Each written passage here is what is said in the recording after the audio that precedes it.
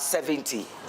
Mama Christie, on the occasion of your 70th birthday, your sons and your daughters in Royalhouse Chapel, your daughters in Royal Ladies, we say happy birthday. Anytime I do family life, I remember you. Why do I remember you? I remember you because you were the first person that ever brought me on television. I remember those days, Metro TV. And everywhere I passed, right from the airport, we saw you on TV. We heard you preach on TV. We've never heard you preach before. You are such a good preacher. Oh my God. Mama Christie, if today I can stand behind the camera and speak, I owe it to you. May generations remember you. Amen. May generations honor you. Amen. May your legacy never die. May your legacy live on from generation to generation. Your 70th wasn't only Saturday and Sunday. Your celebration is a whole year. Ghana salutes you. Motherhood salutes you. Thank you. Thank you. Thank you for raising some of us. Happy, happy birthday. Coming Sunday. Is it the 17th or the 18th? I think it's 17th. 17th of April. We are doing dedication of the new temple at Solid Rock Chapel, Faith Cathedral. The Faith Cathedral itself is now going to be dedicated. Sunday at 10 a.m. we will be at Solid Rock Chapel. Mama Christie, God bless you for what you do for Solid Rock. Within the week, I was also in the UK. Hey, how I did it, I don't know.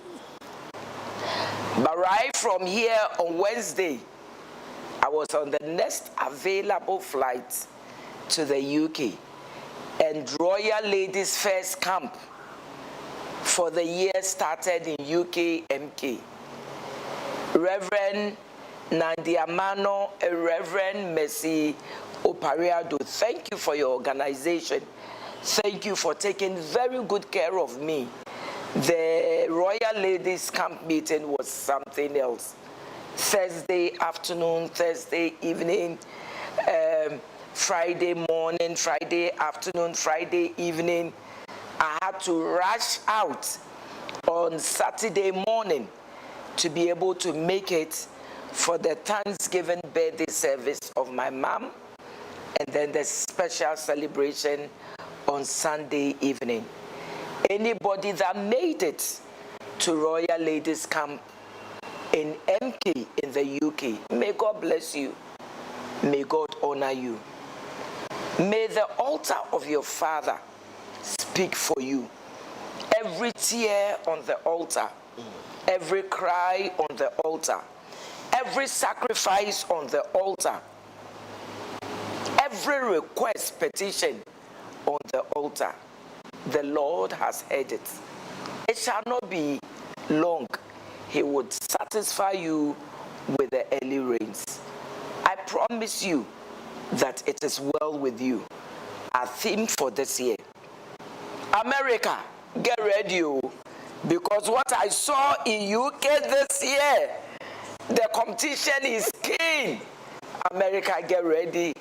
November Thanksgiving weekend will be our third camp meeting for the year. The second one, the mother of all, is the one at City of Shiloh, first week in July. This year is our year. I can smell it. My white alone, my mother's birthday alone tells me that this year is going to be good.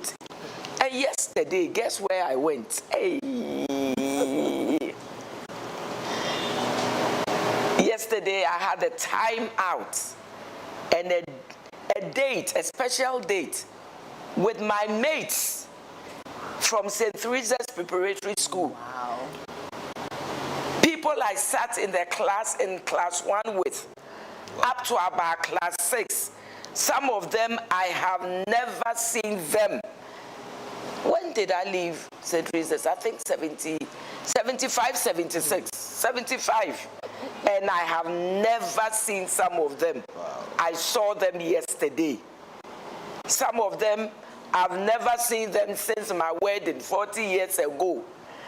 Some of them, I haven't seen them for 25 years ago. And I was so happy.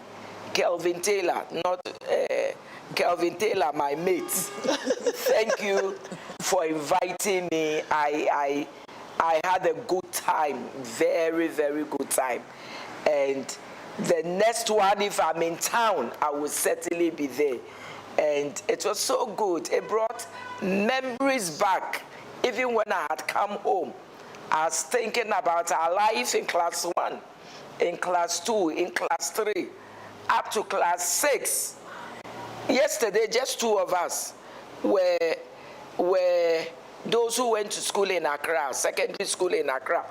All the rest were in Cape Coast, at Disadel, Wesley Girls, St. Augustine's, Holy Child, and come and see them yesterday, remembering their days. We who went to Accra were quiet listening to them. All the rowdy things they did. Oh, but it was fun. Thank you. It was nice meeting you. And I believe that yesterday, I added 15 more years to my years. My darling, life is not long. Life is short. If you have an opportunity to meet old friends you grew up with, childhood friends, your mate from school, my darling, what you do not know is that it is a time of distress. It's just taking off some of the load and some of the stress of your life. And it is a time to add on years onto your years. And I believe that is what I did yesterday. Thank you and God bless you. In the past 2 weeks, we've been handling expectations.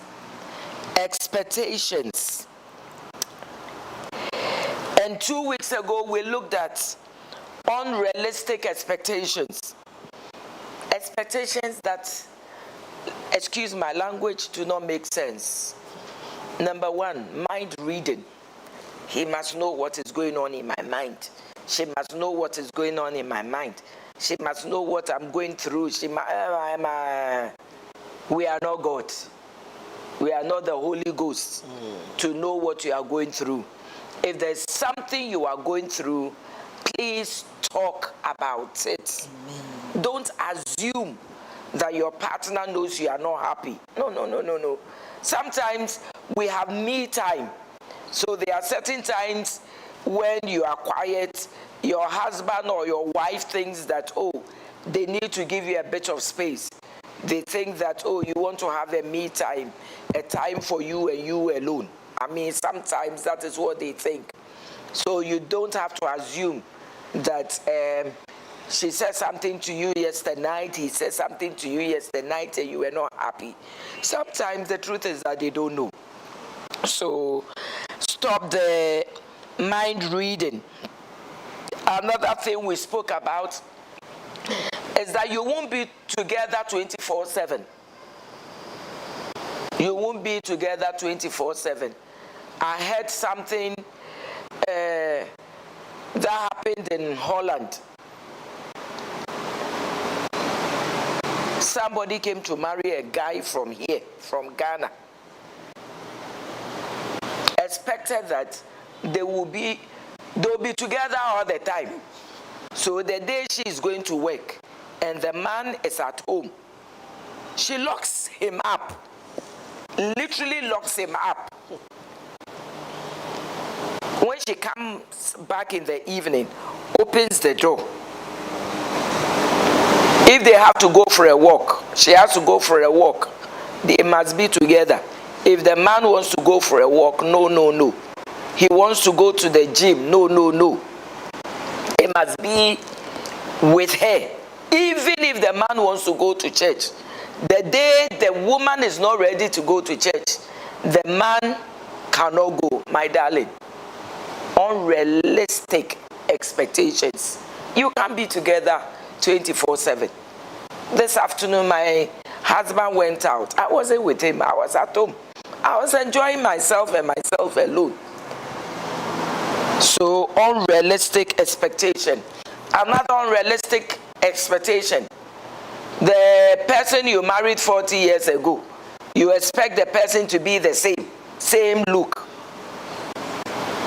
same size.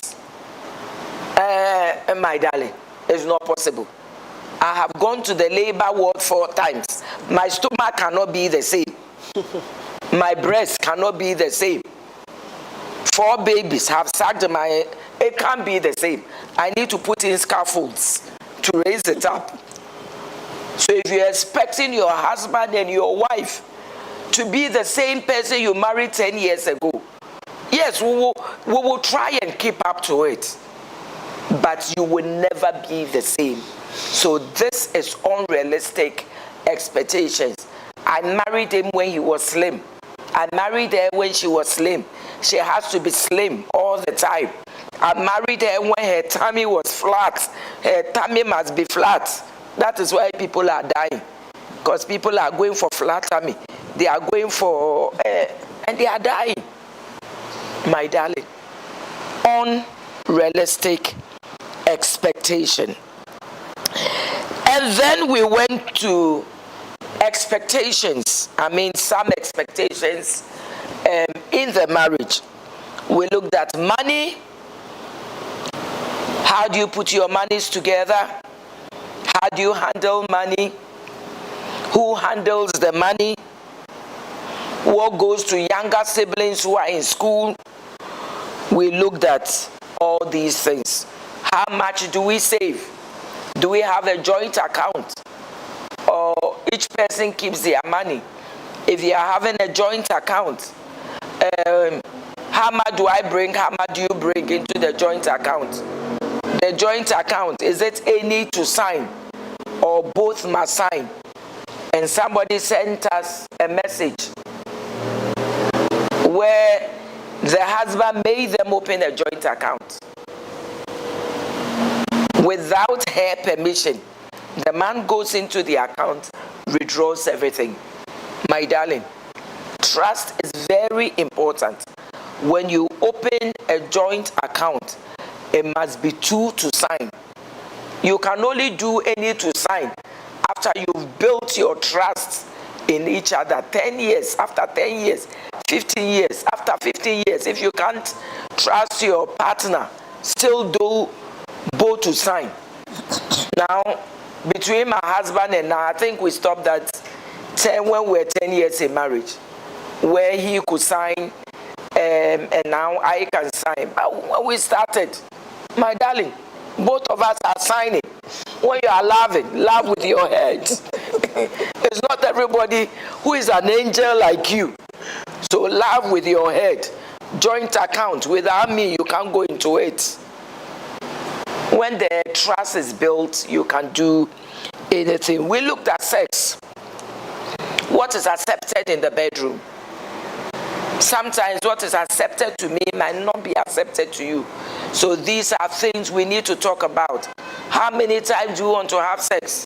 Once a week, every day, 3 times in the night.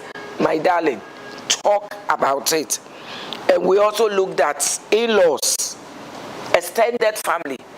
How often can they visit us? Monthly, weekly, yearly? When I have a baby, can my mother come? Or is your mother the one going to come? My darling, don't assume that he knows what must happen. He knows that my mother has to come by all means. My darling, it doesn't happen. I know people who are separated just because of these things. So these are things you need to to talk about. And we also spoke about children. We spoke about children. Yesterday, it was so happened when my colleagues met, we were talking. I mean, something I said last week. And one guy, the whole family of 8 boys, everybody went to Empathetic. The grandfather went to Empathetic. His father went to Empathetic. All his senior brothers went to Empathetic. And according to him, he looked at them, their lives were not fun. It wasn't interesting. When they come, they don't come with sweet stories. He looked at the people who went to Adesado and realized that, Charlie, Adesco guys, they are rowdy. When they come with stories. So he was the only one out of 8 boys who went to Adesado. It's a family history. Do you want to continue with the history? Or you are deciding that your children are going to, another school altogether? Don't assume. These are things that we need to talk about.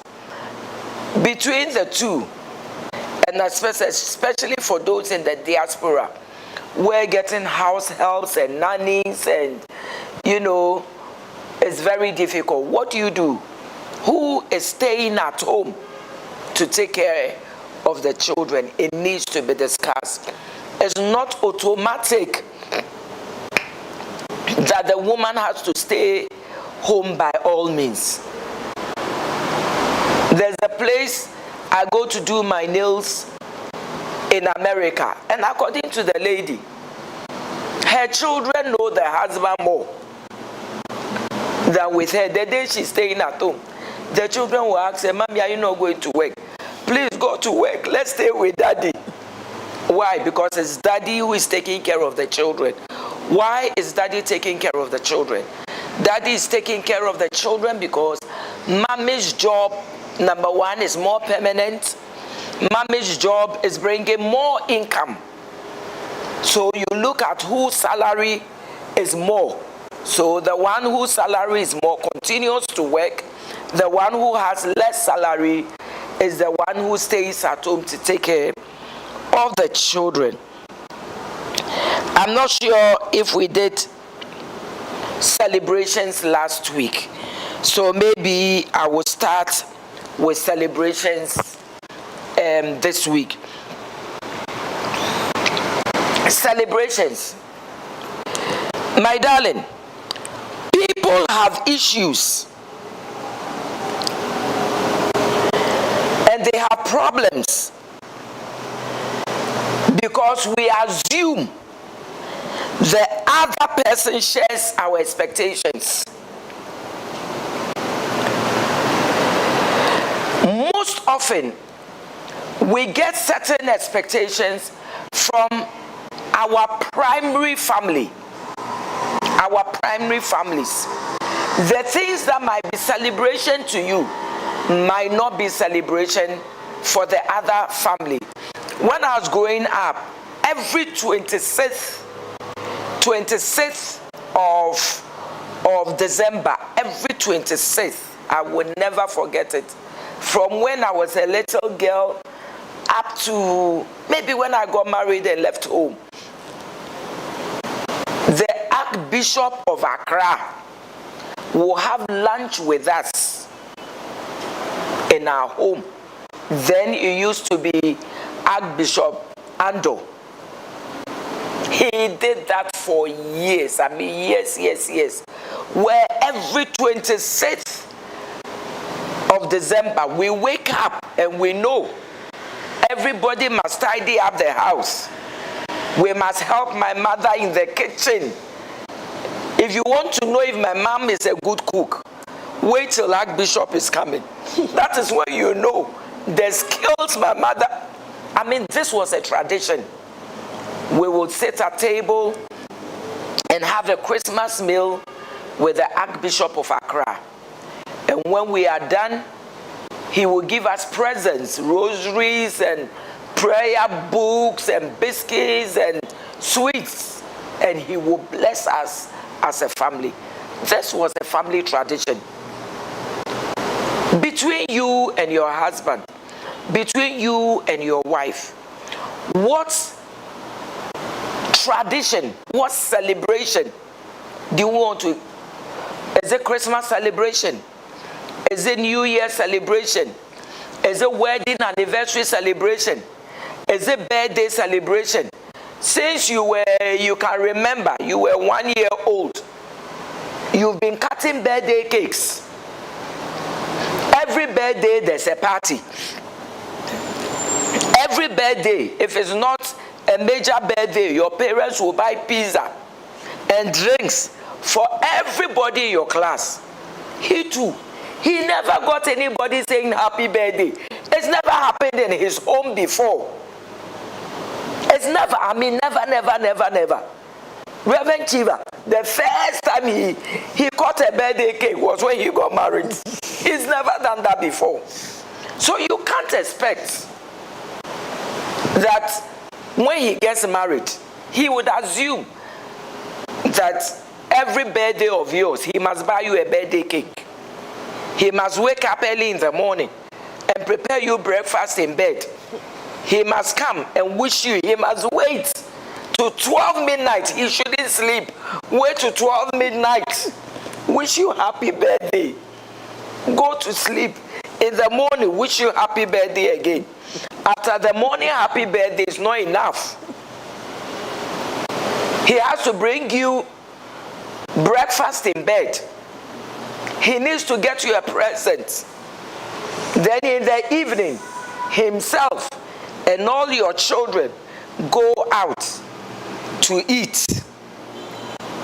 One thing my children never forget is that for them, everybody's birthday, every day, everybody's birthday, we went to Chinese. And what they loved about the Chinese birthday dinner was the Chinese birthday song they used to sing. Until they went to Canada, they never knew that the Ghanaians who were singing the Chinese birthday song at the Chinese restaurants here were not singing the birthday songs where chi chi cha cha cha yo chi chi cha. They were not singing it well. I mean, this was a tradition. So if you marry anybody from such a home, the person would expect it. These are things you need to talk about. In my primary home, my parents, every birthday, everybody's birthday, we will go to mass. After mass, we will go to father's office. Father will pray for you, give you a rosary, and give you some chocolates. And we looked up to that. What celebration do you want to have? Is it birthday? Is it Christmas? Is it New Year? Is it wedding anniversary? Is it Valentine? Don't assume that, oh, some people cannot let it go unnoticed.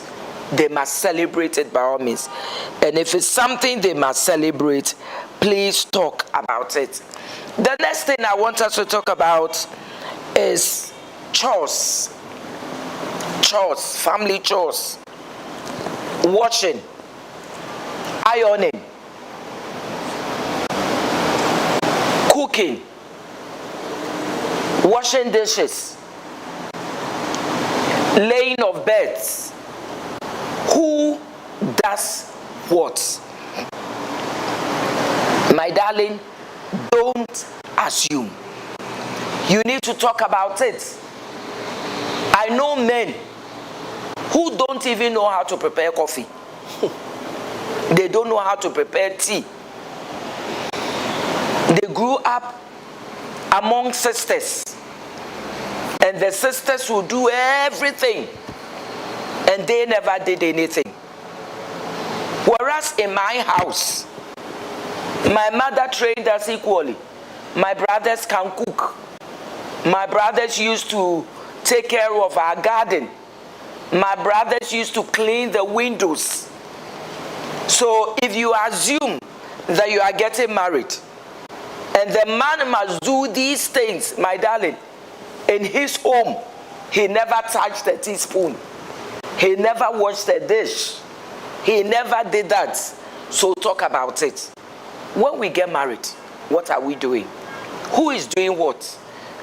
Am I washing and you are ironing?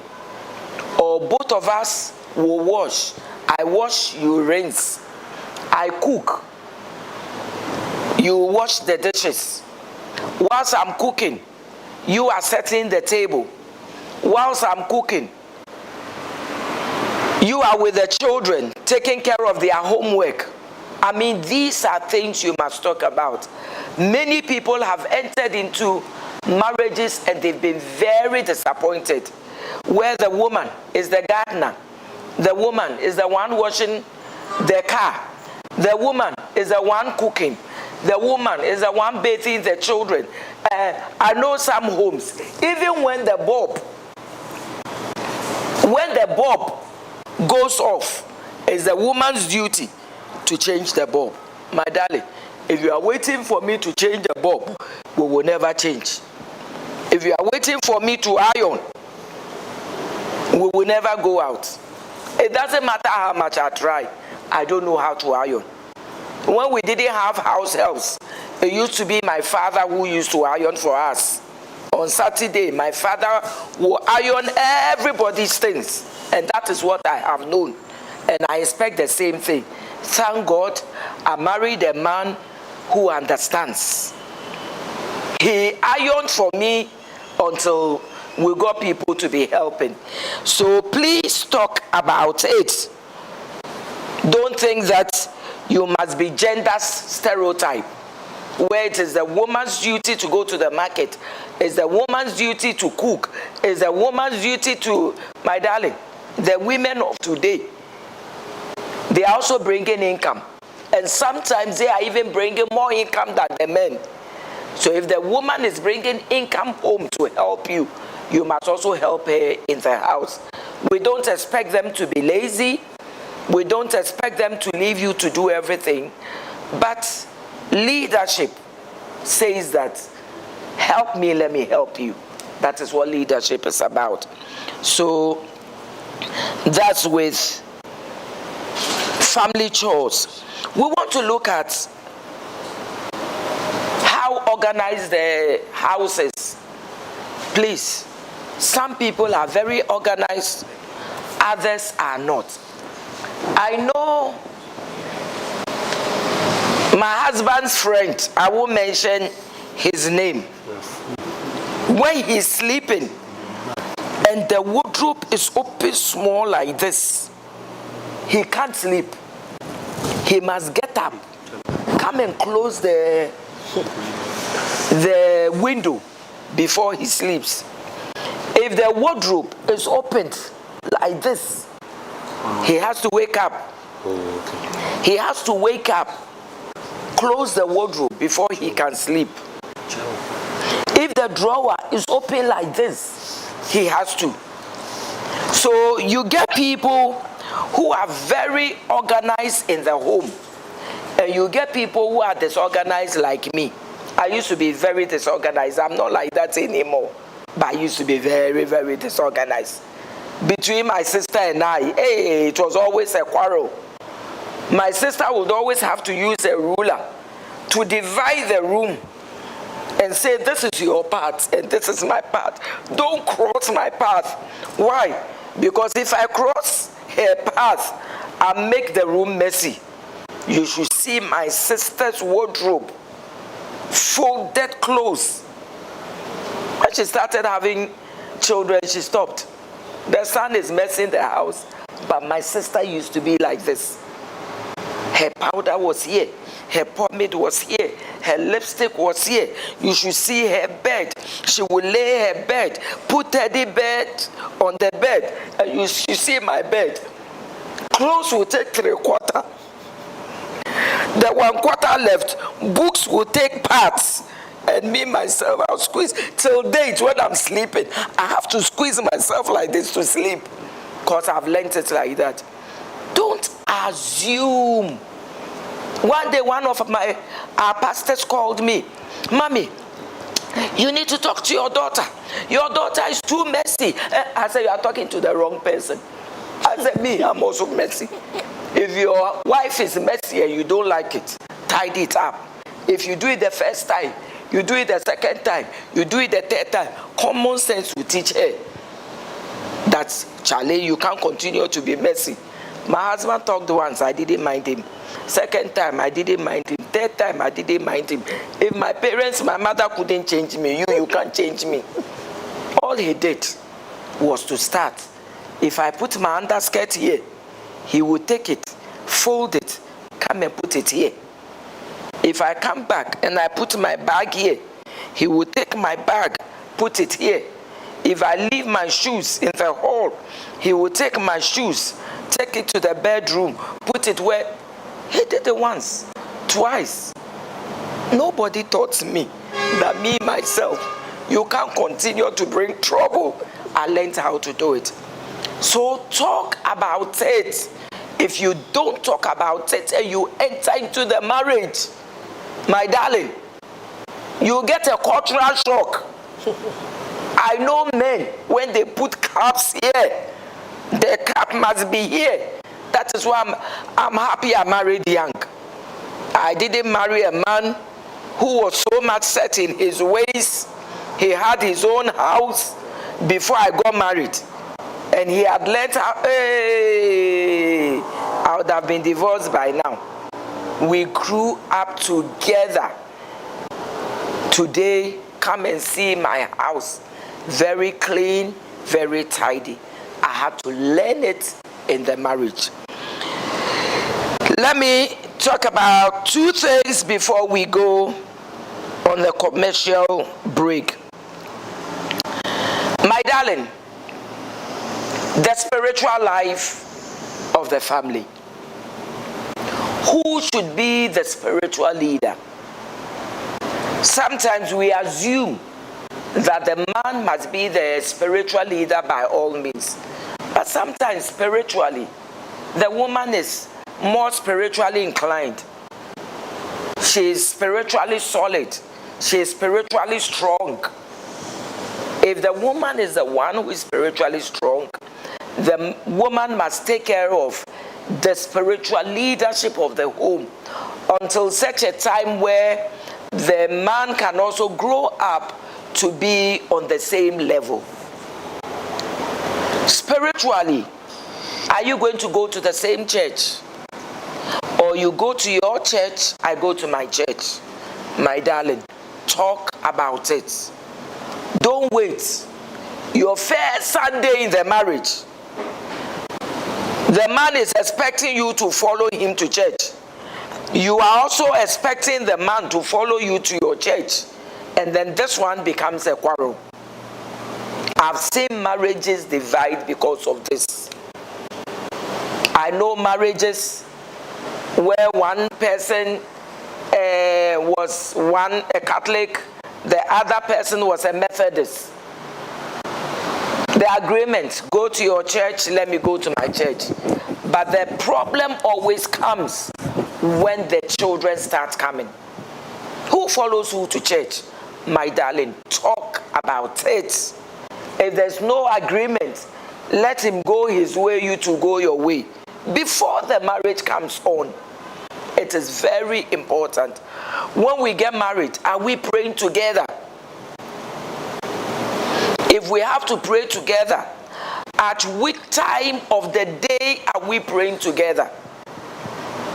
I know marriages that are separated just because of prayer. The woman believes in 4 a.m. prayer. The man must also wake up 4 a.m. by all means to pray. If the man doesn't wake up to pray, nobody sleeps in the house. From 4 a.m. to 6 a.m. where the man had to move to another bedroom until such a time that both of them went their separate ways. My darling, talk about it. What happened in your home is not the same thing in my home. My primary family. My father will wake us up at 4 a.m. We'll go and kneel in front of the family altar, recite the rosary. My darling, I told myself right from there that when I marry, it will be the same. Because sometimes we haven't had enough sleep. We will do this and still wake up the same time we have to wake up to do our family chores, get ready and go. I mean, it was a burden. That is the truth. Whilst I was growing up, it was a burden. And I want to admonish parents who are listening to me. Let family prayers not be a burden. Let morning devotions not be a burden for your children. You know your children must leave home by 6. You can't wake them up at 4 a.m. when they've actually gone to bed at 10, 11, doing their homework. If Sunday evening is okay for everybody, fix a time that is convenient for everybody. If Saturday morning is okay for everybody, my darling, do it Saturday morning. Don't let your children hate your God. I'm telling you, don't let your children hate your God because they have to wake up by means at 3 a.m. or 4 a.m. On this note, we will go for a short commercial break. When we come back, I would introduce my guests.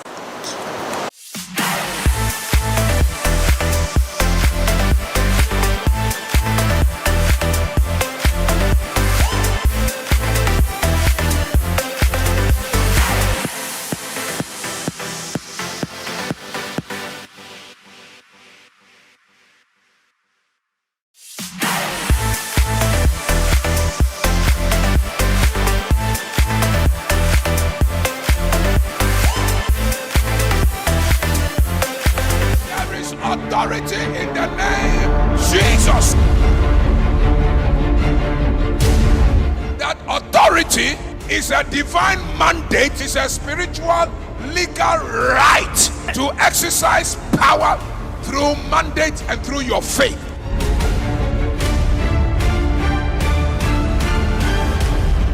Easter is God's gift to the body of Christ. Easter is God's gift to sinners. The first thing he gave us was salvation.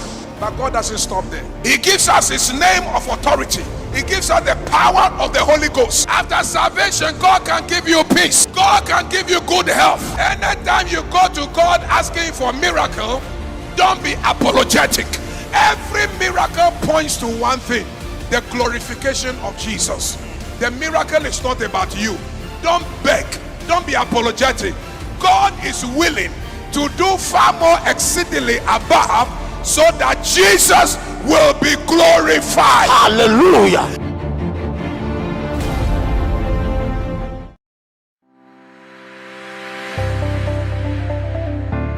At King Service Ministry, which is the children's department here at Royalhouse Chapel, we say that we are raising the future of Royalhouse Chapel and of Ghana. Therefore, in addition to the biblical lessons that we teach them, we include practical lessons that they can take into their everyday life as they get older. Therefore, not too long ago, the Promise Keepers class, the last class in Sunday school before they graduate to teen service, embarked on a lesson where we got our lovely WMG media personnel to come and take the children through the making of PowerPoint presentations. We took a lesson on the fruits of the Holy Spirit, and they created their own PowerPoint presentation per the guidance of our media personnel. They created the PowerPoint presentation, chose their own pictures, chose their own colors, and then we taught them how to actually make the presentation. So based on the presentation that they themselves had created, we guided them to make the presentation, and to the glory of God, it was a success.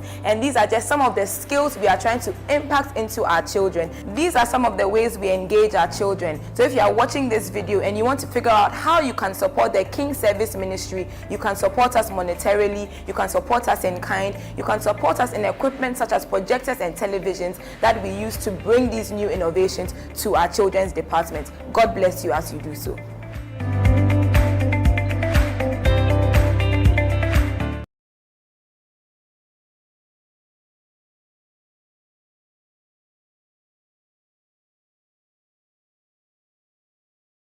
I'm inviting all 2Gs and all young ladies to a special night with Mama Rita, Girls' Night, on the 17th of April. My darling, it's going to be Jeje. We are all coming with our simple boo-boos. The theme for this year is Secret Battles. For those of you who have been coming, you know what to expect already. If you've never been, please come and taste of the mother's love. I will see you on the 17th of April at 9 p.m. It's going to be something else.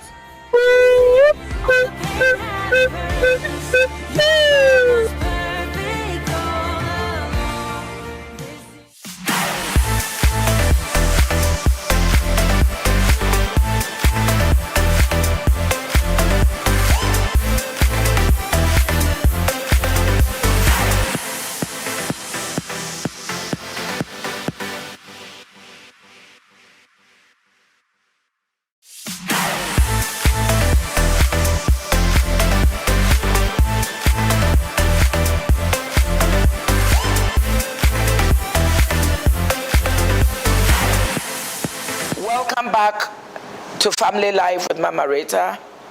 If you are just joining us, we are talking about expectations in marriage. Things we need to talk about when we get married. And even within the marriage, things that we need to talk about. Remember that we didn't grow up in the same home. We were not brought up by the same parents. What happened in my home, my primary home, when I was growing up, might not be the same with you when you were growing up. So we need to talk about it so that in the relationship we don't get disappointed. Some people are so stressed in their relationship. But he must know he needs to water the garden. We don't have the gardener. Meanwhile, in his home, he never even had flowers, let alone watering. He hasn't asked you to get flowers. Talk about it. Don't just assume. But before I go on, I think I made a mistake with the dedication of the temple at Solid Rock Chapel. It's actually on the 19th. On the 19th, Faith Cathedral at 10 a.m. Coming Friday, the 17th of April, that is coming Friday. Make a date with me. It's going to be a girls' night with Mama Rita. My daughter's 2G with Mama Rita. The theme, Secret Battles. Every day in our lives, we fight secret battles. Battles we can't talk about. Things we are not ready to share with anybody. Things we don't talk about. Yet it is, building up in our lives. Bringing us so much sorrow, bringing us so much pain. Bringing us so much crying. We are wetting our pillows every night. Yet in the morning, we come to church, we go to work with smiles, with makeups on our faces, and we are posting things on social media. So people think that everything is okay with us. My darling, we are talking about secret battles coming Friday at 9 p.m. at Ahimfie Royalhouse Chapel. The dress code is any casual boo-boo. Any casual boo-boo. My darling, if you don't have a boo-boo, wear a big dress. It's still a boo-boo. If you don't have a boo-boo, wear anything. It's going to be fun. And all our girls' nights from when we started talking about sisterhood and forgiveness and everything. It's always been something else. And Friday is going to be the same. The Lord will not disappoint us. Make a date with me coming Friday, 9 p.m. Girls' Night. Just like I had, what day? classmates day, class 1 to class 6 day with my mates yesterday is going to be the same thing. Girls' night. Woo, woo, woo, woo, woo, woo. I can't wait to see you there. My host, my guest today, Reverend Albert Aite. Reverend Albert Aite is the pastor in charge of one of our choirs, Voices in Worship. Praising showers, don't be jealous. But this is my choir. The pastor in charge of Voices in Worship. I love this choir because this is a choir that its members started singing when they were teenagers. Teenagers, some of them were 12, 13, 14, 15. Today, they are done with school. We have medical doctors, we have lawyers, they are married, they have children. I can't believe it anytime I see them. And he and his wife are blessed with 2 wonderful children. Hey, the first one, I don't want to say is my favorite. Hey, the guy is such a sanguine. He himself is an expectation. And the girl met me one day. I know you. You come to our church. I know you. So, Reverend Albert, God bless you. They are marriage counselors of Royalhouse Chapel. And I also have Reverend Kafui Agomedatete. Reverend Kafui Agomedatete is the first lady of our Dansoman Assembly, and she and the husband are marriage counselors here in Royalhouse Chapel. Now, I don't know whether I should say they have 2 adult children. Because the first one is done with uni, and the second one is in uni. He's done. He's also done? Yes, doing national service. Wow. Wow. But welcome to Family Life here. I know this is not your first time, but thank you for coming. Welcome. Every time you come on, you are something else. You speak wisdom, you speak long life into our marriages. You bring on board your experiences. We've been talking about expectations. Maybe from your point of view, what is expectation? What, I'm sure up until now, somebody is asking, so everything you've been saying, what is expectation? What should I expect in expectation? Any of you can start. So let me just say that they are expectations because they are inside of you. Okay. And sometimes they are really basic. They are not really anything. Yeah. For example, when I got married, that's what I want to hear. I thought that when we wake up, we pray. Okay. Basic. I felt that's the first thing we would do. Okay. My husband didn't think so. Hey, you woke up expecting prayer. I thought that and he woke up expecting breakfast. He felt like, what's the big deal? And I was not handling it properly at all. Okay. It was actually surprising to me, so I was reacting in a very strange way. Okay. And then I learned that if I wanted to have a very good home and a peaceful home, I needed to manage my expectations very well. Okay. So I learned early in marriage, my first few months, a term which was shock absorbers. In other words, all the things that I thought would be happening, if it didn't happen, then I just braced myself that, this will not happen. Wow. It was later that my husband said to me, look, me when I go into prayer, I go 3 hours. Wow. This your short short is not prayer to me. I do marathon. This your Wow. So, but then with time, he agreed with me, at least in the morning. Okay. He began to appreciate that few minutes that we familyness. And everybody actually looks forward to it because it sets the tone for the day. Okay. It was so difficult, precious to me. Wow. Waking up in the morning to pray, and right from the honeymoon, I noticed it. I said, this guy, we are Christians. Why is that what we? Why? I can imagine the shock. Yeah, it was a big thing for me. But what helped me was the moment I began to allow God to help me in things I wasn't understanding. Wow. So I just, this is it.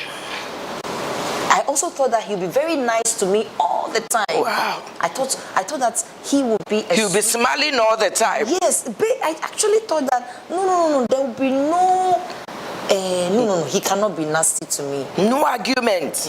I thought that he'd be, everybody can be this, but he will be. Then sometimes you wake up and he's not in the mood. Wow. He's just not in the mood, and I'm wondering, and he will speak harshly, maybe because of something. So that one too, I learned that, and you know, these expectations, the part that makes it difficult is you don't even tell the person. Yeah. For the person to even clarify. That's true. You are absorbing it and you are asking yourself, why is this going on? So when we talk about expectations, they are dreams that you had about how your marriage would be like, how your relationship would be like. And so you come into it expecting to see. And like I said, sometimes not anything really big. There are simple things which are expectations for you, which sometimes you get surprised. Well, hold on. Let me go to Reverend Albert. All right. Did you also get a shock? All right, so let me pick it from the celebration angle. All right, so I think we had a very long courtship. 6-7 years thereabouts. So a very long one. So first year in marriage, and her birthday happens to be in February. So we got married in somewhere in May thereabouts. So in February, I was in the house. I just got up, and I was just doing my own thing. 12 o'clock in the afternoon. Then the face changed. I didn't saw it as normal because as of change of face, I've seen it as so I'm fine. Right? So, and she wasn't saying anything. And me too, I like it like that. When you are not saying anything, to me everything is fine. I was just moving around. And then around 3 o'clock in the afternoon, now the mood of the face was becoming was increasing. Then I was forced to ask questions. So what's the problem? Then answers were not coming. Right. Around 5 o'clock, 6 o'clock, then tears started flowing. I was like, what is happening? Crying without any information. Around 7 o'clock, 8 o'clock, then I decided to go on Facebook to check, because normally you get the mood on Facebook or on status. Then I saw on my special day he didn't do anything.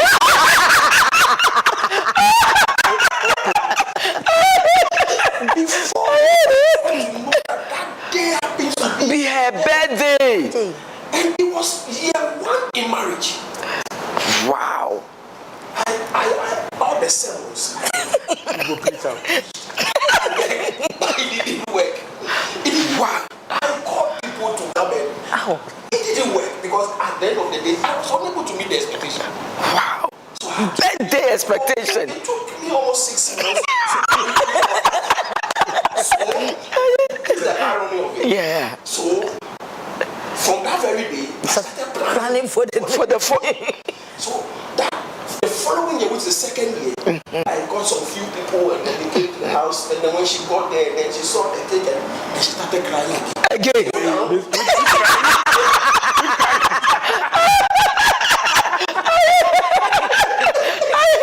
You don't know if you didn't meet her. So now my worry is what is going to happen the third year. But that's just by the way.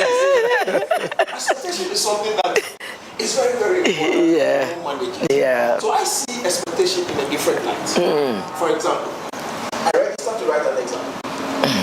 expectation is to pass. Yeah. So if I don't sit and put in effort, responsibilities, it will not work. Yeah. So the moment I start having expectations, then I know that there is some form of responsibility on my side. Unfortunately, most people don't see expectation like that. They just see that I'm expecting this, and there's nothing for me to do. Therefore, we all tend to have the effect of not being working. So we need to manage our expectations, knowing that you yourself, you got a role to play. When I saw the birthday, and I didn't go ahead and put in some effort to make sure it works, it would have not been the result I was looking for. So expectation has some form of responsibility that we all have to have. But did you find out the second year what the tears?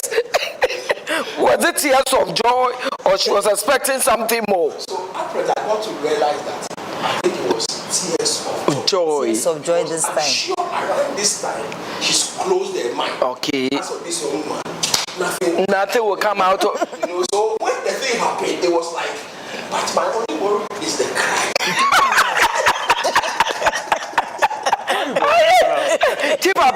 I'm sure you also made your wife cry. Somebody was telling me, this is a pastor's wife, and it's so funny. Got him married. First day after they came back from honeymoon, she says hello to the husband. The husband doesn't mind her. Honey, is anything wrong? The man doesn't talk. So moody. What? So she too, she put herself in bed and covered herself. Like yours. 12 o'clock. 2 o'clock. She saw that the tempo was rising. So ask, so what is it? Which woman did I marry? Which kind of wife doesn't know that when you wake up, you must prepare breakfast?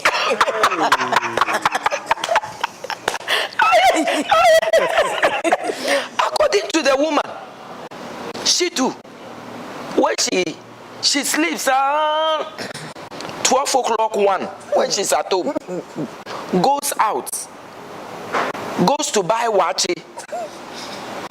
So she didn't know that the man, the husband, was actually expecting. My darling, we are talking about expectations. Before I go on with our discussions, co-hosts, I know we got a lot of questions from last week. That's correct. And I don't know if we started getting questions. Last week, some people sent me questions after I was done. I don't know if I can even find it. So please go ahead with the questions from last week. Very enlightening in the studios with Mama Rita and the special guests we have here. I know you are enjoying, you are having a great time whilst we are learning, and we are also lightening up our spirit. This is Family Life Series, Building Stable and Happy Homes. Keep your questions and your comments coming through, +233 200515253. It's right on your screen, or use the hashtag Ask Mama Rita or hashtag Expectations on Family Life. Well, before you continue, this was a message that came last week. I know if I don't read it. From Gifted Akrah. She says, you are really educating us this evening. God bless you for this powerful insight and knowledge impacting message. Gifty, God bless you. Continue watching Family Life.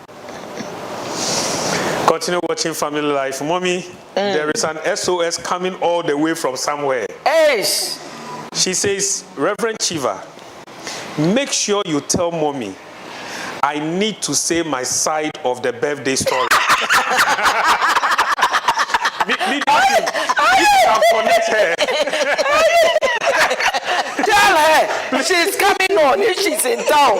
I know she's not in town. If she's in town, next week she's coming on to say her side of the birthday story. And then you can hear.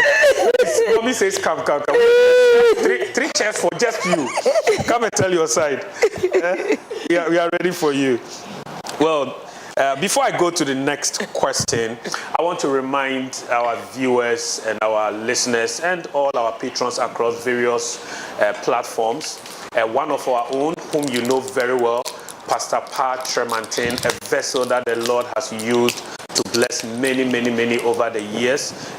One of our very strong pillars when it comes to the worship and praise team, actually our head here in the Oil Dome and Royalhouse Chapel.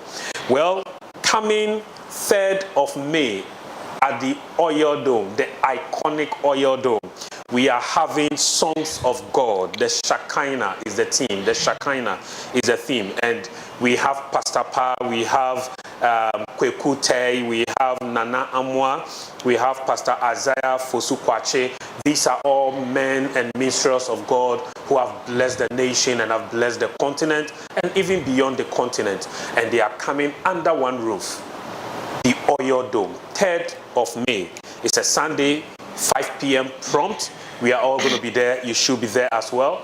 If you want to sponsor the event, if you want to be a part of the event, if you want to mount a tent in the event, or you want to ask general questions, please call the support and then the management team 0200 095500 0200 095500. Pastor Patrick Mantain, Songs of God, the Shekinah. 3rd May, 5 p.m.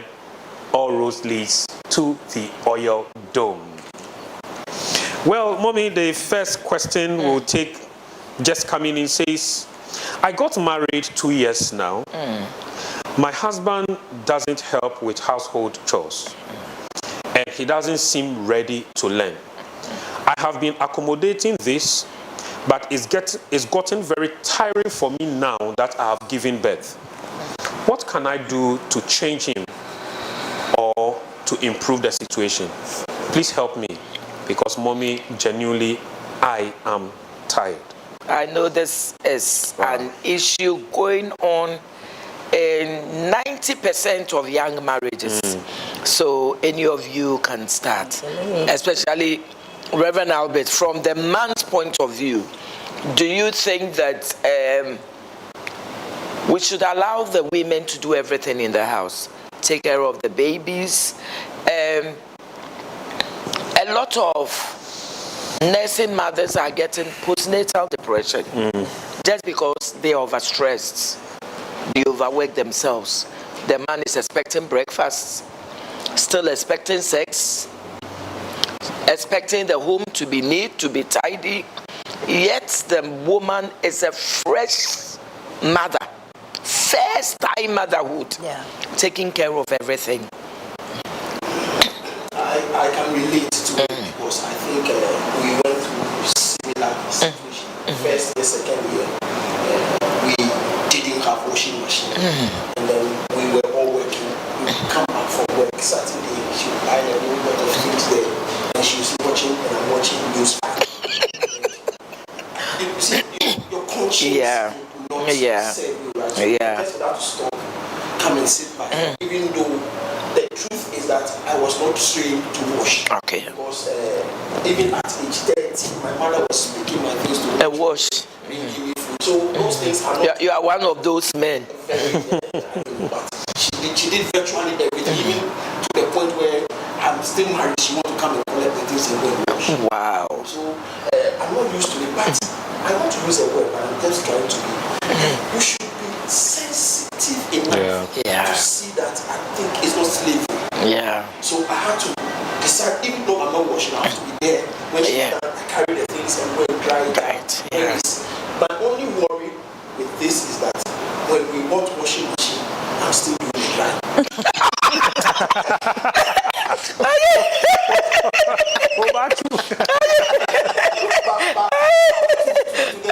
The one who said this, I think your husband would have to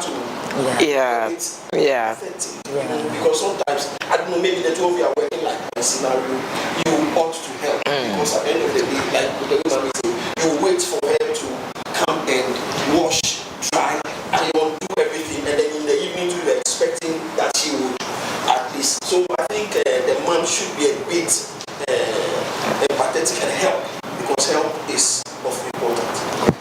So Okay, so is there anything you want to add to it? When you find yourself in a situation like that, ask for help when you need it instead of getting upset. So some people are thinking that you can see that I am doing the things. Won't you get up and help me? But when you cannot help, what I have done in the past is to ask him to please help me in a way. And he can say, well, I am not very good with this one, so please I'll help you with this one. So to the woman, when we had children in our marriage, we literally picked the chores that we were comfortable with. So in the morning, I was good at organizing the dress and the socks that you are going to be wearing for the day. That's right. So they go through the bathroom with him and he baths them. Then he comes, I quickly put the dress on. We had a process. Not that we talked about it, but we were helping each other. So I would say that most of the time, what I'm noticing with our women is that they get angry.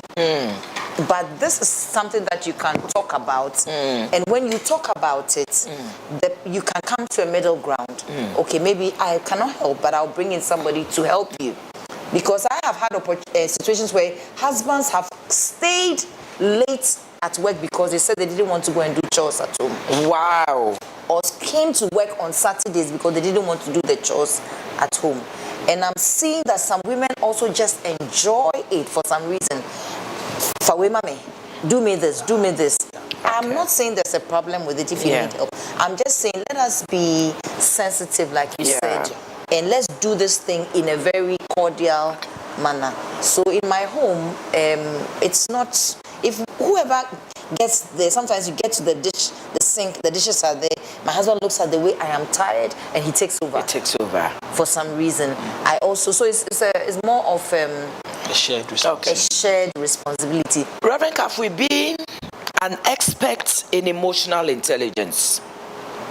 What role does emotional intelligence play in managing expectations in the marriage? Emotional intelligence. So when we say emotional intelligence, it means that you are not only thinking about your emotions, but you are thinking about the other person. Yeah. And that is so key. I'm noticing complaints from people, and it's so one-sided. And it breaks my heart. You should look at the other person and ask yourself, what is he also going through? I always tell people, what are you going to do to make him better in this relationship? What happens with expectations is when you have these expectations, but you don't consider the other person. Okay. So that is where our challenge is. We are entering the relationships with our expectations. We are not thinking about the other person. So when it talks about being emotionally intelligent means that, yes, you have your expectations. You want to rise up and pray. Wow. You want to really fill the house with spiritual, but your husband is tired and is sleeping. And there you are, just making a lot of noise in the name of I am praying. You are not being intelligent at all. And I am realizing that if we are intelligent emotionally, most of our challenges in marriage, we shouldn't have. That's so true.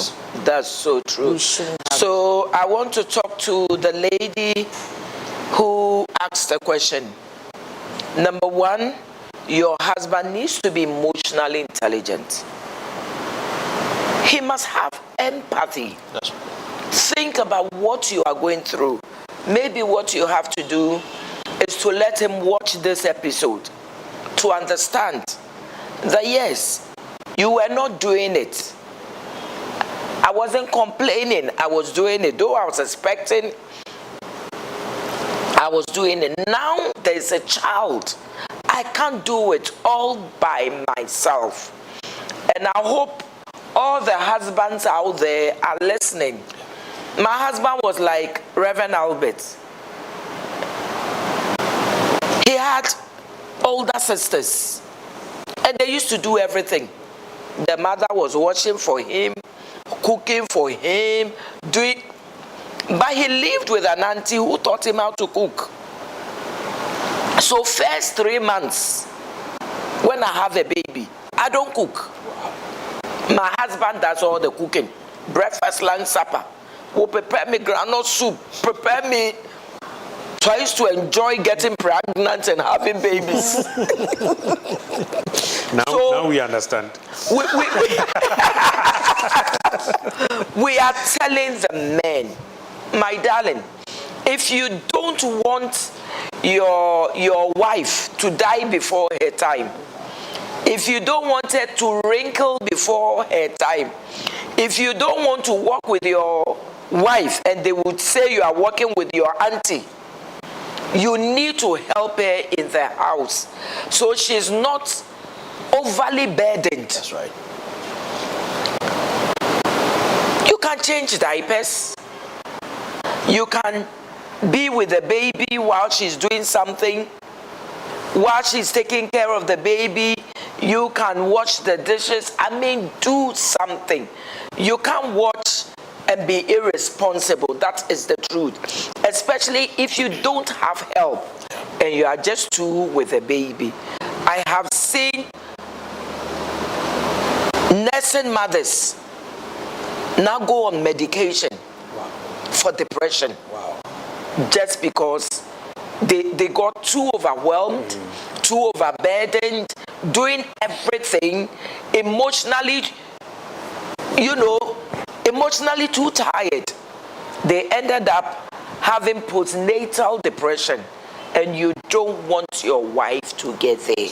My darling, help her with the house chores. That's right.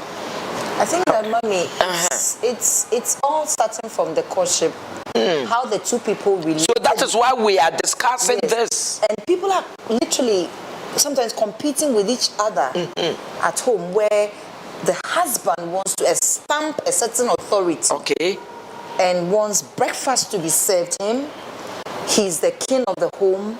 And so the whole thing is more of a power play. Okay. Unfortunately, in some of the situations. Okay. And so that is where maybe counseling can help. Yeah. That is where prayer, conduct, and all those things can help and create the right atmosphere. Yeah. Because when you have that situation, it doesn't end well for the relationship. Yeah. It's more of somebody trying to prove to the other person that I am the superior here.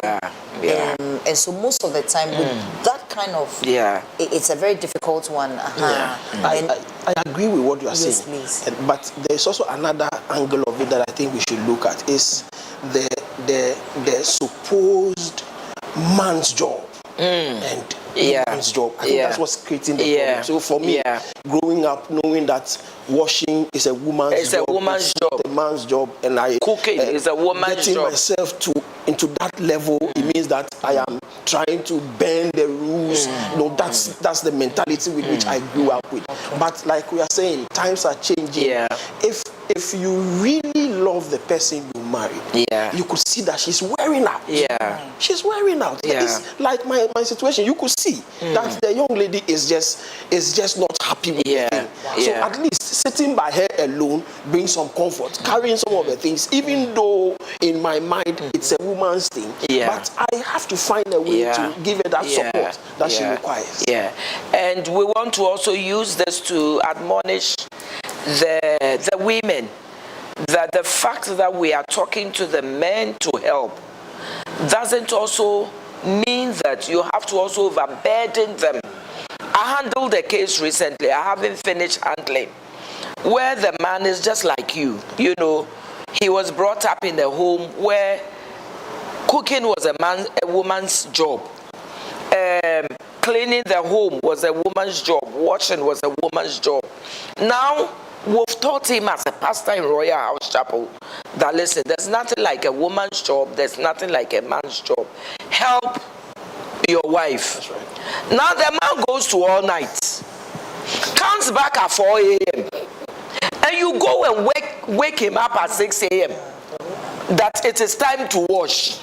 Come, let us wash, my darling. This man will not help you again. You too, as a woman, you must use wisdom. We are saying the men must help. That's right. But don't also expect too much. That way he can't even do it.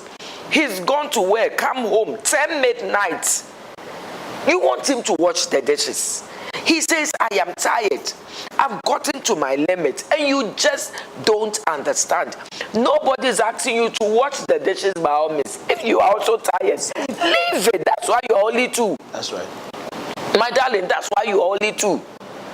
So if he's tired and he says he can't do it, if you can't also do it because you are tired, my darling, leave it in the sink nicely. The following day you can do it. Don't also expect too much from the man. That is why today, like Pastor Kafu is telling us, men go to work on Saturday just because they don't want to help their wives in the house. When they close, instead of coming home, they won't come home. They will sit with the guys to chat. Because when he comes home, you would have piled up dishes for him to wash. My darling, let's also be wise. That's right. Co-host. Let's also be wise. We have some nice comments coming through. Then we'll go to the next question.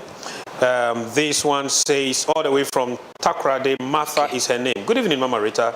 This is a very educative program. It's my first time watching, and I have been First time, where have you been, my darling? You good day. My darling, where have you been? You owe me. You need to go. Family life has been how many years? Since 2020. 2021, yes. COVID time. So this is 5 years. So you need to go back and watch. Thank you. I hope you enjoy us. Today shouldn't be your last time. Every week, come on and listen to us. Come on and listen to us. We have another person who says, Mama Rita, thank you for being transparent tonight.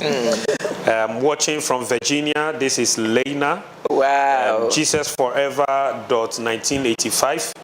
You sent some messages last week and this week as well. Says, I'm watching live from Freetown, Sierra Leone. Wow. Lena says again, nobody can speak a blessing like Mama Rita. Hey. Well, nobody can speak. And somebody, the one from Virginia. Yep. What did he or she say? The Virginia basically said he or she is watching from Virginia and Glued. Okay. She's the same person who says no one speaks a blessing like Mama Rita. Lena. Well, talking about mommy speaking blessings, World Movers Generation, next week, the 25th of April, all roads lead to Ahimfie, with Mama Rita coming to pour herself out into the sons and daughters. It is WMG Arise service. Wow. Auspices of Apostle General and Mama Rita. Wow. Listen, there is no other place than to be under the feet of the matriarch and the patriarch, pouring blessings into us. Amen. Getting us ready for the next step, getting us ready for the rest of the year, preparing us to take over the foundations and the pillars and the corridors of power of this land. You don't want to miss it. And we are going to have a lot of fun, powerful worship atmosphere, powerful praise atmosphere. Our choirs are going to bless us, and you will see some new creative and arts that you haven't experienced before. Wow. Sit at home, parents who are watching, whoever you are, royal, non-royal, so long as you are in the Greater Accra region, please let's lead all the way here. Our campus students are all going to be here, assemblies are going to be here, our branches, and all groups in the Oil Dome are also going to be around. It's going to be a mammoth gathering. And another side attraction, this time we are going to have a mini movers market. So come and experience. People are going to be showcasing their businesses, their ideas. So that's going to run just before the Arise service and immediately after. So we are doing it all together to empower ourselves spiritually, economically, as our vision says. And once we are at it, the camp is also open. Hey! Mommy, the station is ours. We are doing our adverts. Please, that is the president of WMD. I'm giving him the chance. Hey, I received. But please, before you continue, yes, mommy. Coming Friday, make a date with me at 9 p.m. Girls' Night. Girls' Night with Mama Rita. We are talking about secret battles. Wow. Battles you are not talking about. Battles you have bottled up for so long. Battles that nobody knows about it. We want to talk about it on Friday at 9 p.m. The attire is flow in your casual bubu. And like I said, bubus are big dresses. If you don't know what a bubu is, get a big dress. You have slimmed. You have a dress when you were fat. Wear it and bring it. But make a date with me coming Friday at Ahimfie, 9 p.m. We pray and hope that the leaders of Tuju will be streaming this somehow, so that we the men can also see what the secret battles our ladies are fighting, and then give them the support they require. So just as I was talking about, WMG camp is happening from the 13th of August to the 16th of August. Me, my July 1, I haven't started advertising it. This year we want to gather close to 100,000 people online. Amen. In addition to those who are going to be at the city, that the Lord by the hand of Mama Rita to camp us. So please, you can see the QR code on your screen. Just scan it and it will take you to the page where you do your registration. Book your room because it's running out quickly. Our international guests are already on. Our people all across the sub-region have booked. And if you want further details, you can always contact us. The number is on the screen and we will attend to you.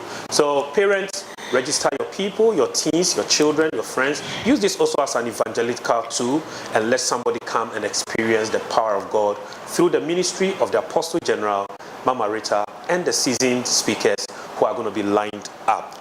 Before you go ahead, from Gifty again, Takradi, she says, you look standing tonight. You were blessing Mama Rita, and I love you dearly. And she asks, can't wait for Girls' Night coming Friday. I believe it's going to be more than a blessing. Yes, it's going to be more than a blessing.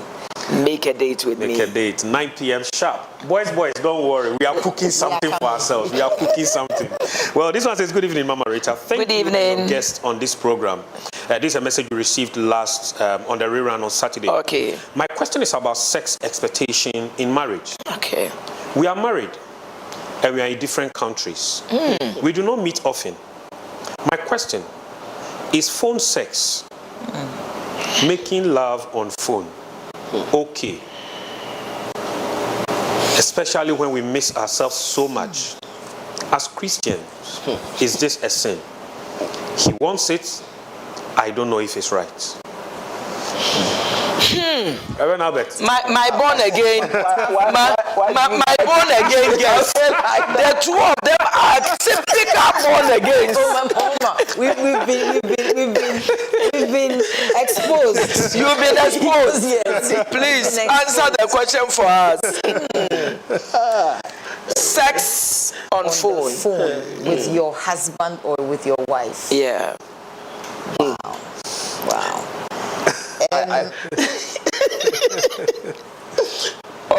Reverend Alex. You see, I have a very strong stand on these things. Yeah, I know you. That's why I said two born agains.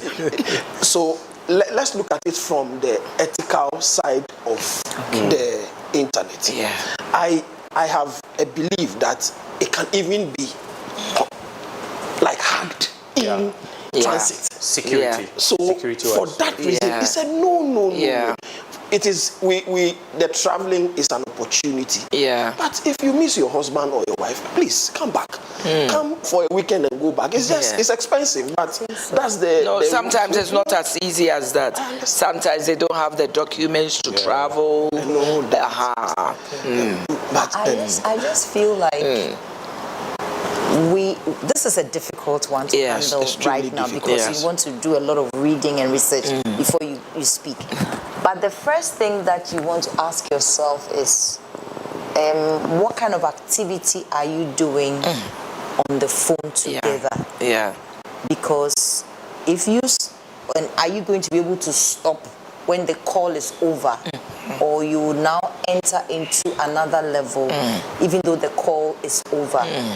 And also, what kind of habits are you cultivating now?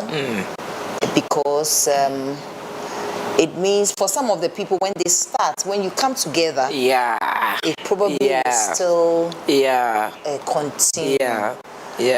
And so this is something that maybe Mama Rita, you may have to help us with a whole program on it when it comes to phone sex.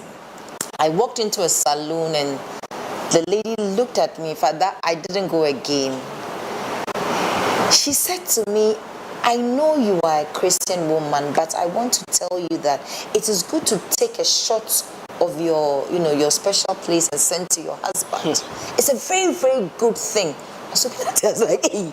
She said, oh yeah, it adds some spice, to the relationship. And that I have a guy in America. He's even married. He's not my husband. He has promised that he's going to make me a second wife.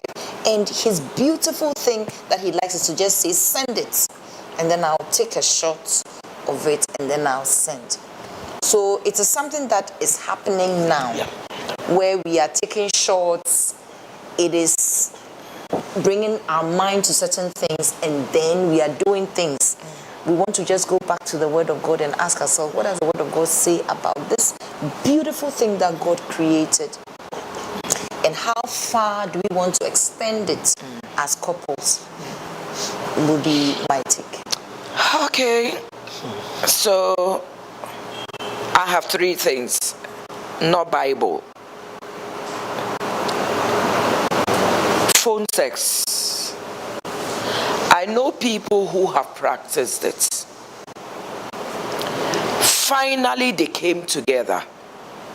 And the truth, they had been so used to phone sex that they still wanted phone sex. Addiction. That is the truth. Addiction. Wow. They couldn't have a meaningful sex together.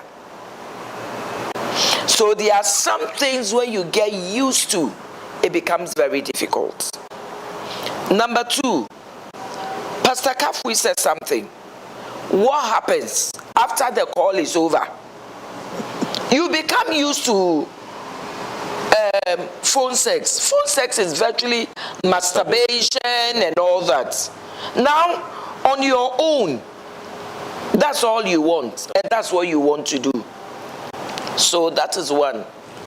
Number 2, security-wise. Security-wise, your phone can be hacked. Right. Sure. And here you are. Everything of yours is in the public. Number 3, we are not saying you must break up. We are not saying you must divorce. But I know people who have done that. They divorced. Or girlfriend, boyfriend, like you were saying you met in the salon, they broke up. And one party, one party Decided to share. is using it against the other. Yeah. Using it to blackmail the other. My darling, it is dangerous. We are not saying divorce must happen. We are not saying separation must happen. But if it does, you are in big trouble. Yeah. A case happened in Kumasi where 2 people having phone sex, or they've been having phone sex. Now the gentleman was trying to send to whether the wife or the fiancé. You know, sometimes we make mistakes. And we post the wrong. You are sending something, you post it to the wrong person. Yes. Put it on your office page. Unfortunately, the person went to put it on a church platform. Deacon's platform. This is, I'm not lying. I won't come and sit here and lie. It's something that happened real. So we need to be extremely careful with these things. My darling, when you travel without each other, it's an opportunity for the man to trust you forever. It's an opportunity for the woman to trust you forever. It's an opportunity to prove to the man, it's an opportunity to prove to the woman that I can live pure without you.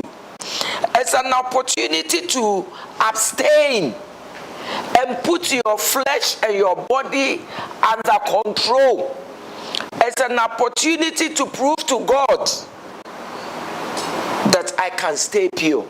My darling, I won't say it's easy. That's right. I've had my husband away for 2 years. We were without each other for 2 years. Maybe during our time, there was nothing like mobile to do phone sex. But people have done these things, and by the time they realize, their information, their private part, all those things is out there. Which country was it that a minister from one of these African countries? Oh, it happened somewhere last year. Guinea-Bissau? Guinea-Bissau. Yeah. Sleeping with so many women, filming it. Yeah. How did this get into the public domain? I'm sure there was a mistake somewhere. Was his phone hacked? Did he make a mistake going to send it to one lady? Mommy, but you know what we are even missing out in phone sex?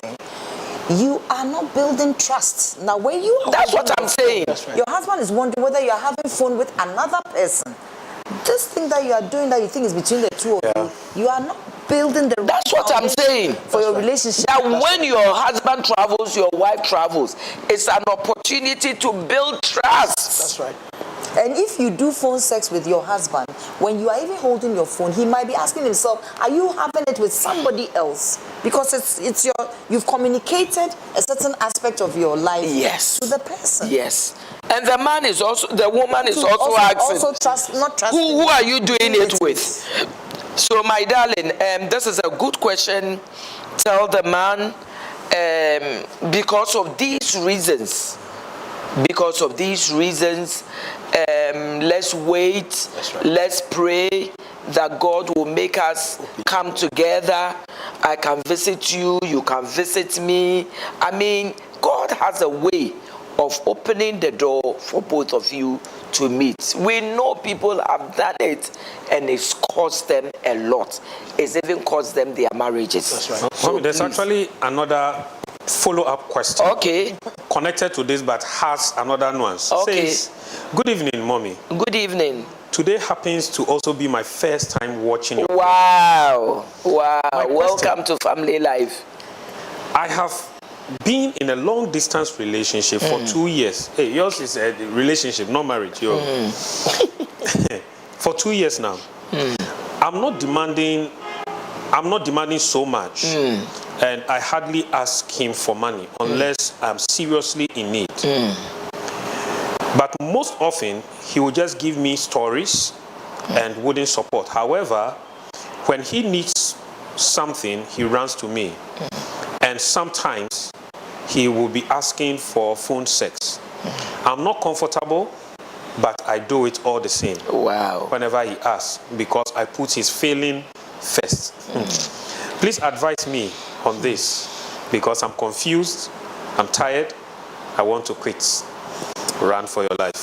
I think that when it comes to sex, we need to be guided by the word of God. It helps us not to go so when we pick the word of God, what does he say about sex? The first time God talks about sex is when he introduces Eve to Adam and says the two of them are going to be one. They are going to be one. And when we talk about sex, it is the coming together of two bodies. And it is under the covenant of marriage. Yeah. So first, the people must be married. They come together, and then there's oneness in flesh. Oneness in flesh is what we mean by sex. So and that is God's standard for us. The moment we don't take God's standard, then we start doing things that are not within God's word. So when you look at Sodom and Gomorrah, Sodom and Gomorrah has to do with a girl and a girl coming together, a boy and a boy coming together, not having sex in the proper way. Not having sex in the proper way. Sometimes we want to use marriage maybe as an umbrella and say, oh, now we are married, so we can do everything. Yes, you can do everything, every beautiful thing that you can imagine. But what does the word of God talk about when it comes to sex? Sex to God and to God's standard is the two bodies become one. That's right. If you are on the other side of the phone and he's on the other side of the phone, you are having an imaginary, it is just an imaginary thing you are doing. It's just like you feeding on pornography and giving yourself arousal on your own. So I think we need to look at that particular subject with a different eye. Because those of us who superintend over young people, it looked like this is becoming normal. Yeah. And if we do not properly address it, we would have a challenge on our hands. I would suggest that the directions you gave, that 3-step approach, I think we can just inscribe it and then possibly share, because a lot of the young people in the church, it has become normal. Let me share something with you, and I think I'm also bringing it to your attention. That's right. So somebody who is going to get married, and then they come together, you are trying to counsel them. Then the question is like, if you are having sex talk so that we can complete the exercise, then the person will say that, but I've done knocking. Okay. So in their mind, now knocking is marriage. Okay. And that's for some of us, it's a very difficult position for some. So the young ones have some form of philosophies and ideologies that if we really do not measure it with the word of God, as a matter of fact, we would all be putting our hands on our heads and be crying. And the thing will be happening right in our faces. So my darling, even those who are married and they are apart, we are discouraging them from phone sex. Those who are married and are apart, we are discouraging them from phone sex. What about you who is not married? Who is on probation? Who is on probation? Now you are not married, you are doing phone sex, the man is taking pictures and recording things. If the man doesn't marry you, that's your end. My darling, if the man doesn't marry you, what happens? Mommy, just even before you continue, just last February, just this year, February, in France and then in Switzerland, 2 people, married men, were convicted and jailed because they filmed their spouses and they sold it online without the knowledge of their wives. Look at that. So this one is not even divorced. They are still married, selling it, exploiting their sexual, and he was covered, but you could tell this was a woman, and they are selling it online. So without even a problem, people are actually. My darling, you heard it. Married people. One was exploiting the other one. He had covered himself, covered the face. And you had exposed everything. Everything. And what people do not know, these days, even when you want a job, they check on you online. They go to Facebook, go to where, go everywhere. And here you are, the thing is open, everybody is seeing it. My darling, sex, number 1, must be within marriage. That's right. Phone sex is not for those who are not married. Even for those who are married, we are discouraging it. If he wants it and you give it, now when you want marriage, you want money, and he's saying no, it's a big red flag. My darling, This is a man that is telling you, one day when you marry, you'll be the one paying utilities, paying school fees, money for food, everything.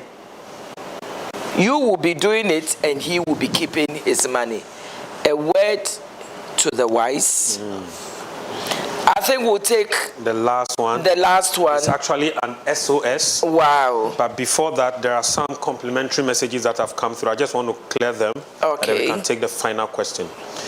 This one says, good evening, sweet mommy. Good evening. God bless you and your special guest for this program. I love you. This is Vicentia from Takrade. Wow. Another comment says, though I'm not married, I am learning a lot. Amen.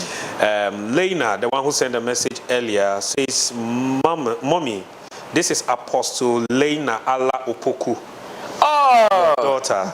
We are ready to jumpstart your birthday when you and Daddy come. Oh, in Virginia. Oh, I can't wait to be there.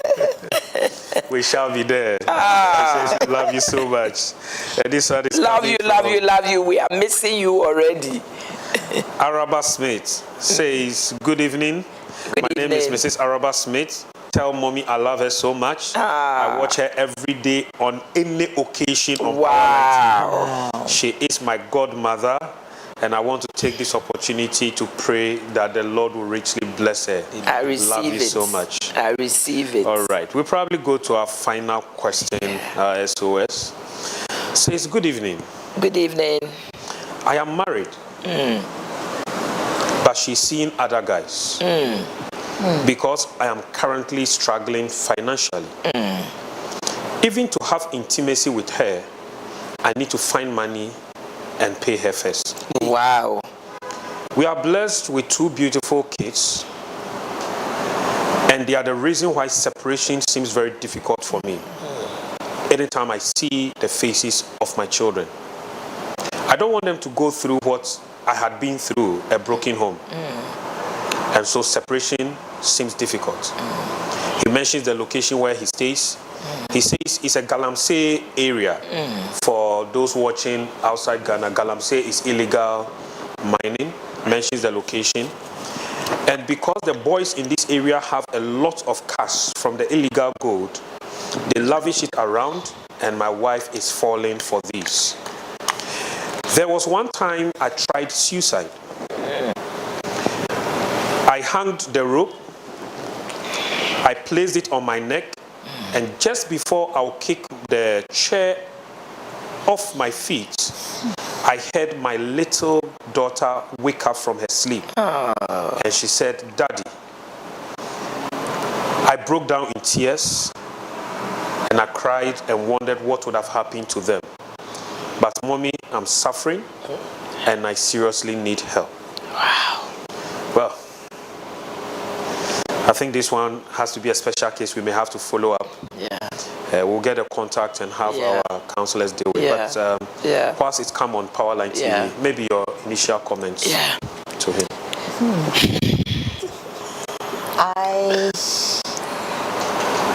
think what came to mind is how sometimes as women we create a very uncomfortable situation in our marriages for our men, and we force them to either suicide, force them to commit suicide, or take some decisions. Or attempt suicide. Yes. I have been talking to women a lot, and I think that for me, I'm concerned with some of our attitudes as women in our homes.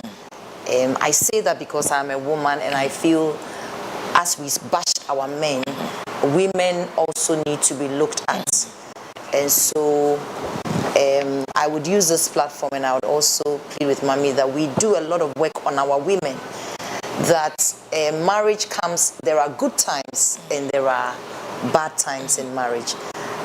We should be able to allow Christ to help us in our difficult moments, instead of trying to go out there to do things that will frustrate our husbands. So that will be my take on this matter. I'm really passionate about how our women are conducting themselves at home. What are they doing? What are some of the things that we do as women? I keep hearing, or they themselves tell me what they do. And you look at them and you ask yourself, did you actually do that? Some of us are so quarrelsome. Some of us are not peaceful. And all that we are doing as women. And I want to just take advantage of this issue that has been brought to just speak to us, sisters, that let's allow Christ to rule in our hearts. Let's conduct ourselves properly. In difficult times, let us stand as women. Yes, it is difficult to see that if you go out there, somebody will help you with some money. As against standing with your husband in a difficult time like this. Let's stand with our husbands when the times are tough. And let's help them build. And we have Mama Rita right here who helped our daddy to build what we can see. And she's an example that if you stand with your husband with prayer, it is possible. This particular one is bigger than my pay grade. It looked like a story that I know. And I remember one thing that Reverend Patrick Yosin said. He said, when the woman assumes the position of living, she's left. To the extent whereby the man would have to pay. Then it's a very difficult position. Now he's tempted to take his life. I just don't know. I wish the woman would be listening. Then your message will get to her. But I'm not sure the kind of description they are giving of this. She will not even have time to listen to us. But if we are not careful, and I'm certain that families have come in, tried to settle, and we are still here. And if we don't get to the man as early as possible, to let him know that he needs his life before any other thing, we would be hearing a news that would not be pleasant to us. So I think, like I said, it's bigger than my pay grade, but if I have my way, I said he should just rescue his life first. Because that's the most important thing. After that, if you are not careful, because of these same children, he will be buried. So that we need to first of all find a way to rescue him, and then we can look at any other thing. But like I said, from what I see and the story I'm following, the woman is long gone. Long gone, that I'm not even sure that she'll come back again. Well spoken. I know exactly what you are talking about because I have been there. Been there means that both my father's village and my mother's village is a Galamsey site. Especially my mother's village in Wasekropong. I mean, serious Galamsey place. The guys have money. They have money. We went for my parents' 1-year anniversary, and the hotel I put in our guests from 9 o'clock. The guys come in with their cars, and you should see the women. The guys can afford anything, so they can go for any kind of a woman, both married and unmarried. And they are buying the women big phones, clothes, what have you. My darling, I want your wife to know that there's an end. A lot of people have done this. They've come back with sicknesses. They've come back with shame. They've come back with death. Because these men, because they have money, are sleeping with anything. And my darling, trust me, like Reverend Albert is saying, if you don't run for your life, It might not be you killing yourself, committing suicide. It might be the diseases killing you. They are coming with HIV, hepatitis B, hepatitis C, and the men don't even allow them to use condom. So that is it. And my darling, we will take your number, send us your number. We will follow up. But you are not going to kill yourself for a woman who is going nowhere. If you die today, she won't stop. That's right. If you die today, she will bury you nicely, do big funeral. All the Galamsey guys will come, give her in Sawa. She will make money out of you. Me, nobody will make money out of me. You are not dying because of a woman. That's right. Who doesn't know where you are coming from and who doesn't know where you are going? You are in a season of your life. That's right. A phase of your life where things are difficult. But trust me, if you trust that man up there, you won't continue to be in this season. And you won't continue to be in this phase of your life. You will get a good job. As I am talking, I am prophesying to you. Amen. You will get a good job. You will find a good job. Hallelujah. Don't die and leave your children.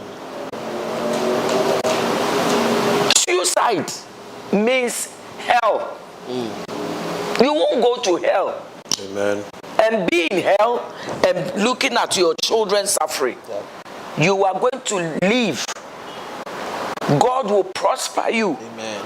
And prosper the works of your hands, that you can take care of your children. My darling, if you think you can't stand it and the woman is killing you slowly, move out. It's better to beg to take care of your children than for this woman to go and sleep with men, come home with money and take care of you. Recently, I heard a story, and this is a true story on social media, where this lady was doing very well with her husband. Doing very well. They were in a single room. There was love, there was peace. Moved from a single room to a hall and chamber. For those of you listening and watching us, single room is like a studio. Yeah. But it's not the same. When we say hall and chamber, there's no hall and chamber anywhere. It's like a studio. Your studio is decent. But when we talk about one room or a hall and chamber, it's like a big house with different rooms, with different families, sharing the same amenities, most often sharing the same bathroom, toilets. So the Lord blessed this man. They moved to a bigger place, 2-bedroom house. Immediately they go there. The other women in the neighborhood came to welcome the woman. Hey, so what is happening in your home? You don't go out. How much is the man giving you?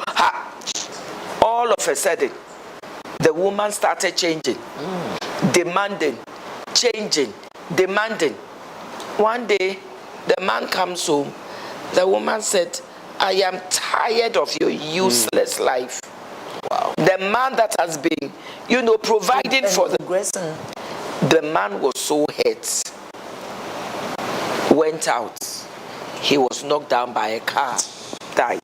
Wow. Now, the woman is begging for forgiveness. Begging the dead man. When the man died, all the friends in the neighborhood who were coming, they were magajies. Magajies means that they were queens. Left her The 2-bedroom house, she couldn't afford it. She couldn't afford the fees of the children because she wasn't working. She was, a homemaker. And it was the man who was going to, my darling, don't listen to friends. And start sleeping with men around. Start sleeping with other men. Because for you, other wives are doing better. You don't know what they do to do better. Be happy, be content with what God has given you. If you see me today, in my nice white dress and my chain, a few years ago, I couldn't afford this. I couldn't afford the chain. I couldn't afford this kind of hair. But I didn't remain there forever. That's right. Today, God has changed my status. And I am here to prophesy to you that you too, God will change your status. In the name of Jesus. Now you are in the season of crying. You are in the season of want. You won't be in that season forever. Just get close to God. The guy that is talking to me, get close to God. Hallelujah. If you don't belong to any church, start going to church. If you already go to church, get committed to the church. Get closer to God. And I'm telling you, this same wife of yours will see you tomorrow and bow down her head in shame. On this note, we'll be closing the curtain. I want to say a very big thank you to Pastor Kafui and Reverend Albert. We are certainly going to bring your wife here to tell us her side of the story. Until then, I want you to make a date with me coming Friday, Girls' Night. Theme, the secret battles. My darling, you will come crying, but you will go laughing. Amen. I will meet you. And next week, Saturday, Arise Conference. My darling, we are going to arise. Bless you. Until then, same day, same time, we will continue with expectations. God bless you.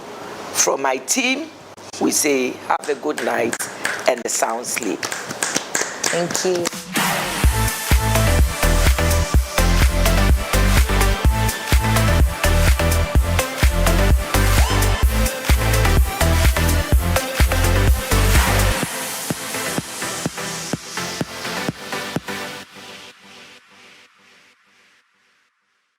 Hi, my name is Pastor Martin and I want to invite you to the Songs of God live concert happening at Royalhouse Chapel International Oil Dome around the Obeti-Vilamte interchange on the 3rd of May 2026. The time is 5 p.m. prompt and we're going to have an awesome time in the presence of God. I'm going to have a few friends of mine join me so we lift up the banner of Jesus. The theme is the Shekinah. Shekinah is not a feeling, Shekinah is not emotions, but Shekinah is a place that we want to dwell in, and that place we shall dwell on the 3rd of May at Royalhouse Chapel International for the Songs of God live concert. I'll see you. God bless you. Tell a friend to tell a friend to tell a friend, and invite all your people. Let's come and have the presence of God fill us as we give God his due. I'll see you on the 3rd of May. God bless you.